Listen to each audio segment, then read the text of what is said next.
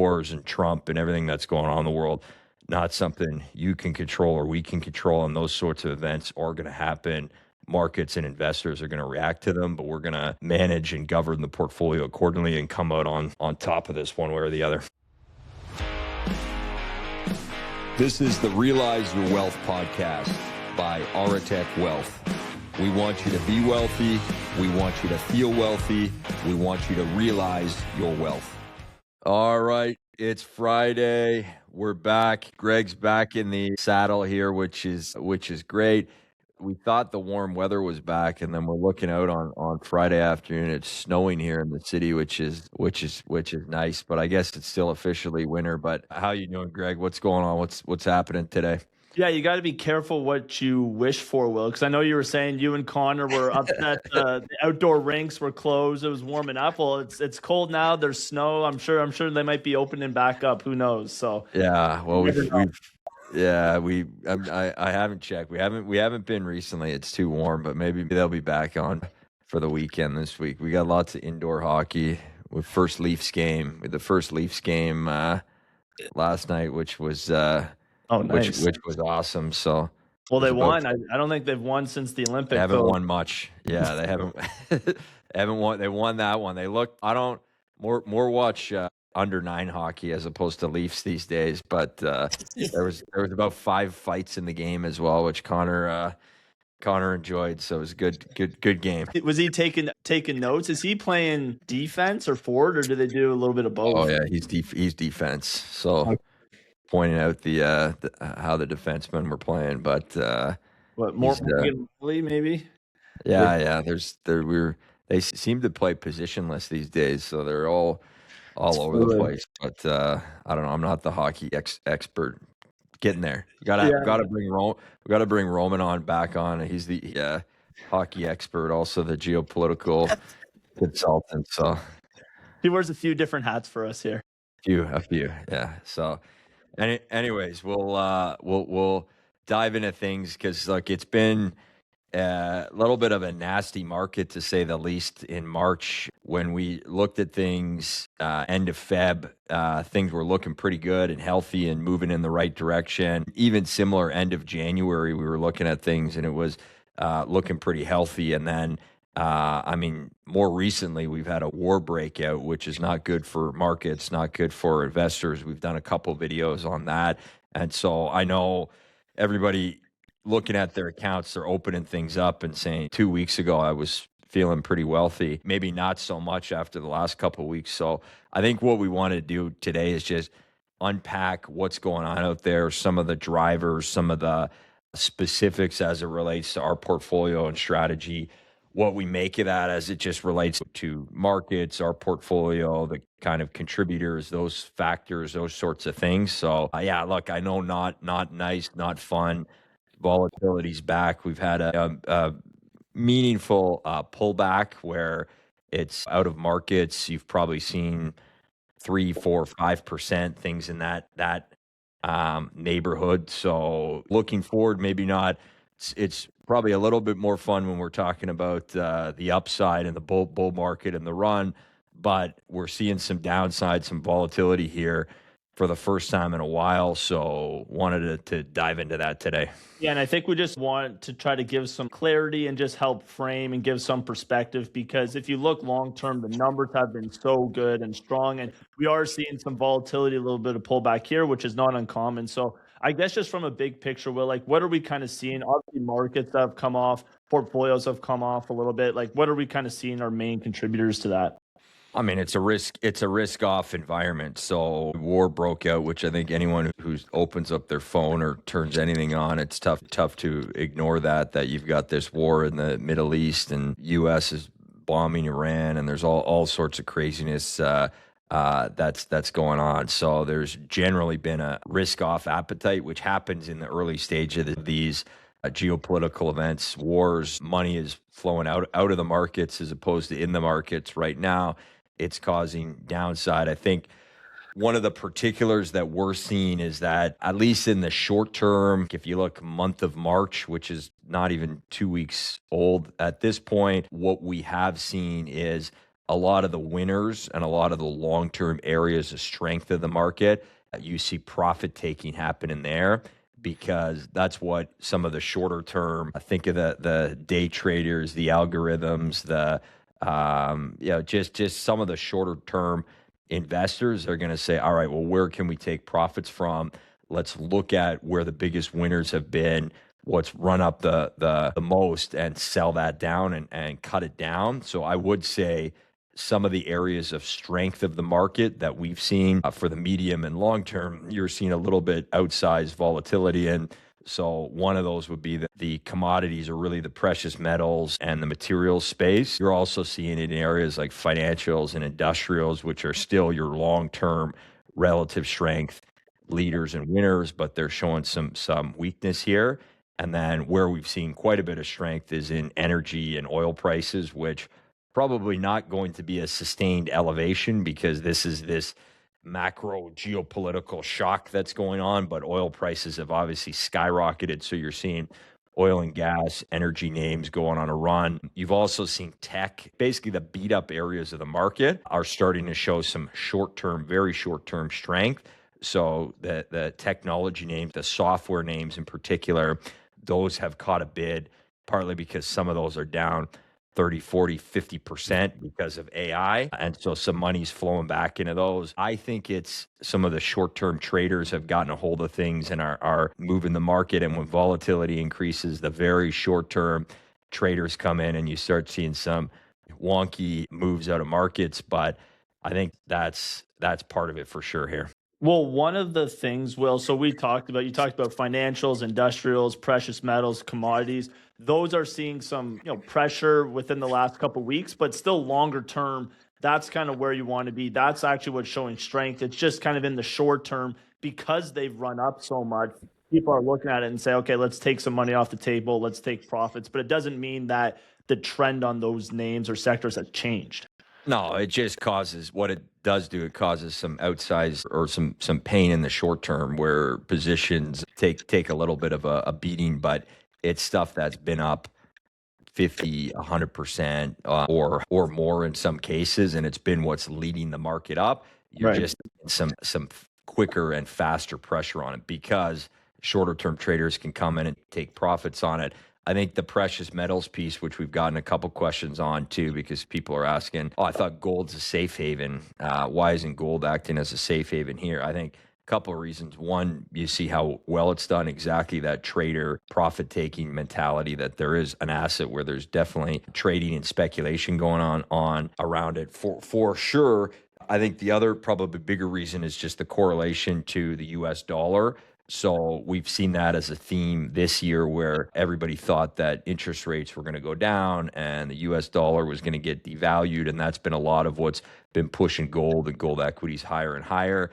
And then first with the introduction of the new Fed chairman, or proposed new Fed chairman, who is perceived as more hawkish, and now 40, 50% or whatever it's been increase in oil prices, combined with fears of higher inflation, all of a sudden the market's thinking, oh, geez, maybe interest rates are going to go higher now on the back of this more hawkish Fed chairman than anticipated, higher oil prices, all these inflation considerations.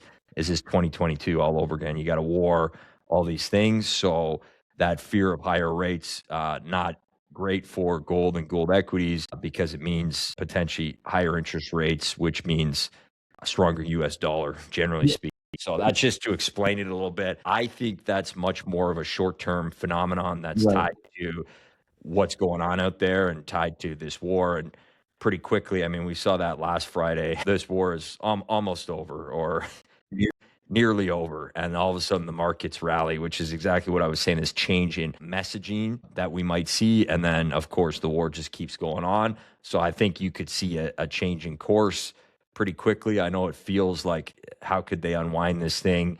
But it's happened, it feels like a dozen times with Trump. So I don't think it's hard for him to don't think it's that hard for him to shift course and change and adjust. We saw the biggest one market wise was tariffs that he 180'd on, and we could see something similar here. Yeah, I mean, who knows, right? With our portfolio, Will, like kind of the diversified portfolio. Obviously, we're kind of off the highs. markets in general are obviously off the highs. Where do we stack up compared to what markets have done over this short period? I mean, I think we're in line with markets. I mean, remember our correlation is going to be a lot closer to the TSX, just the way we're positioned because we're not as heavy in like technology. We've certainly got some, but not as heavy in technology, and we're heavier in commodities and precious metals, with the exception of energy. So I think you're going to see pretty close. There's probably some outside gains we've had relative to the TSX because of the positioning, maybe a little bit more, especially compared to the S&P 500, maybe in the last couple weeks, a little bit more volatility. That being said, if you look at U.S. markets right now, Dow, S&P 500, Nasdaq, as we're looking at them now, I think they're down 2-3% on the year, so that's not too exciting. The TSX is more like up 2 or 3%, so we're closer to the TSX than we are the U.S. markets, which is good in terms of our correlation. But that's just to give some context in terms of positioning, volatility, benchmarking, those sorts of things. Yeah, and through our ETFs and exposure, obviously our energy exposure has been lighter, but we still do have energy exposure through the ETFs, which has actually kind of been working in this environment. Yeah, one of the bright spots, I think I mentioned it before, but the really only bright spots that we've seen just for March, that is, have been energy and then tech, and then specifically some of the tech that had been really beat up previously. And so I think that's investors looking at oversold names, or traders looking at oversold names and piling into those and pushing the price up. And so because we've been lighter in there, that influences things a little bit, but we still have a decent amount of tech, little bit of energy, but in a bad March so far. March seems to be one of those months. It's not great market wise. We feel like we've had a few tariffs started then, COVID, Yeah. a few other, even 2022 is a lot of that came to fruition in March. So it's kind of maybe like another October, but in any The in any, October, kind of the first half of the year. yeah. So there you go. Basically, there's not a lot working this month, and it's just to say those are the only spots. Energy is probably still 30% of the TSX, and then tech is 30% of the S&P 500, and even more than Nasdaq. So that influences things a little bit. That being said, I think these are more short-term moves. It's tough. It's tough to make a case. It's tough to make a very constructive or positive case that energy is going to $200 or $300 a barrel in terms of price. And I mean, I don't think that's really going to be great for the broader market. Probably the oil and energy names are the last thing you want leading this market. And anything, I would probably look potentially into some of the outsized strength and overbought conditions is actually sell those names, because in terms of fundamental fair value, technical levels, they're probably overbought, overextended. And the second you get that, even a deal, or let's just say a framework for a deal, Yeah, uh, that's all it takes. a framework for a deal, markets will back off pretty quickly. So I think we could see that. We could see that happen at some point, right? And it's not, it's not to mitigate the conflict that's going on or anything like that. It's just to say that we've seen this in this market, that based on the messaging out of the US, out of Trump, they're changing actions really quickly. It's serious stuff, everything that's going on. There's no question about it, but very quickly things can change in terms of positioning. It seems like positions can change every day, throughout the day, all hours through the night. So Yeah. I would not be surprised that could shift, and all of a sudden, energy prices back off. So, some things to think about here in this market, because this is what we've alluded to, part of this new market reality that we're living in for the last year and a half, is that Trump politicians policy is really influencing things and shifting and changing things in market conditions. And we want to be mindful of that, but also know that things can change pretty quickly on a dime as well.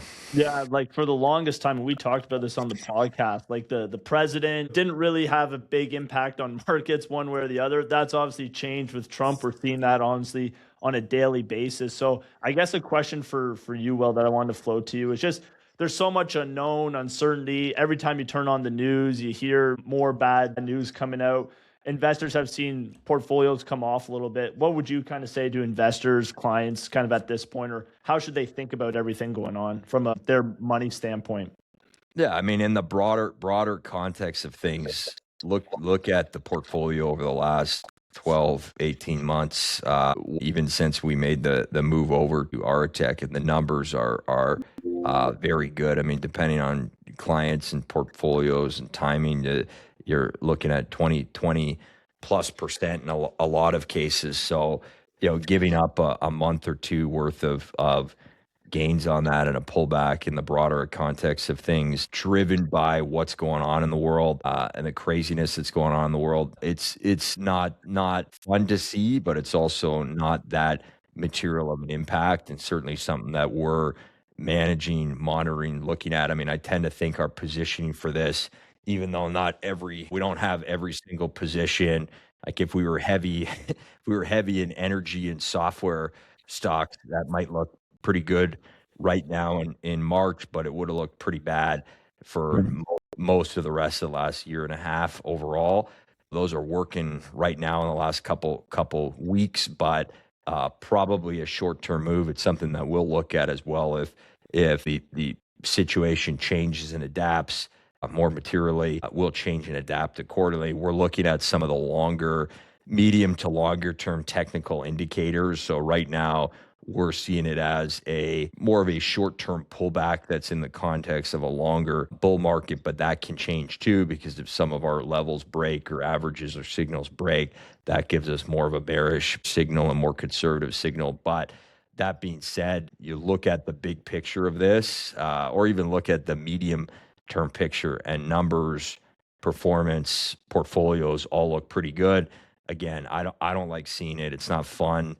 I don't think anybody likes seeing that, and looking at downside and a pullback on their portfolio and their account. But just keep work to keep some perspective in things, and know that things like wars and Trump and everything that's going on in the world, not something you can control or we can control, and those sorts of events are going to happen. Markets and investors are going to react to them, but we're going to manage and govern the portfolio accordingly and come out on top of this one way or the other. And that's why it's so important, Will, that we have a process to manage and navigate through this. Most advisors don't, we do, and it helps us steer through moments like this. Oh yeah. So we fall back. I mean, certainly on the technical and tactical process, but also just the macro positioning that we have, looking at what's going on in the world and steering through that. So we're in good shape overall, in spite of the recent volatility, the recent pullback. And again, it may not feel like it in March so far, but we do want you to be wealthy. We want to see your portfolio growing. We want to see it moving in the right direction. We want to be managing those risks out there. We want you to feel wealthy. And again, maybe not feeling as wealthy in March as you did in February, but that's okay. That's markets, that's investing, that's going to happen. We want you to realize your wealth. That's what Aretec Wealth is all about. That's what we're all about. So we'll be back with everybody soon. Have a great week.